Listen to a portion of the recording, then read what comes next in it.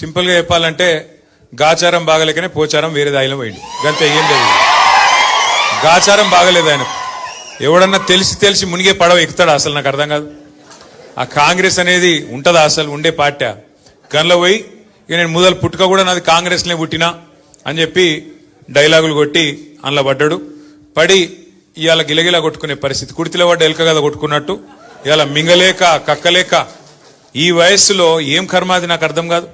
ఏ పార్టీలో ఉన్నారో కూడా చెప్పుకోలేని పరిస్థితి. నిన్న మొన్నటిదాకా స్పీకర్ గా పనిచేసిన పెద్ద మనిషికి ఇలా ఏ పార్టీలు ఉన్నవా అంటే చెప్పలేని పరిస్థితి. ఇంతకంటే అవస్థ అవసరమా ఆ పెద్ద మనిషికి?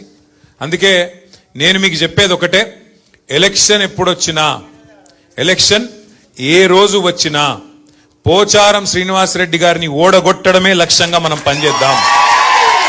ఖచ్చితంగా కాంగ్రెస్ ను బొందబెట్టాలి. పోచారం శ్రీనివాసరెడ్డి గారు దేవుని మీద ఒట్టేసి ఏదైతే మాట తప్పిండో, తెలంగాణ తిరుమల కేసీఆర్ గారు ఇచ్చిన నిధులతో ఆ రోజు కేసీఆర్ గారు స్వయంగా వచ్చి తెలంగాణ తిరుమల లాగా డెవలప్ చేస్తా అంటే బ్రహ్మాండంగా కోట్లాది రూపాయలు నిధులు ఇచ్చిండు. ఆ రోజు ఏం చెప్పిండు ఆ పెద్ద మనిషి?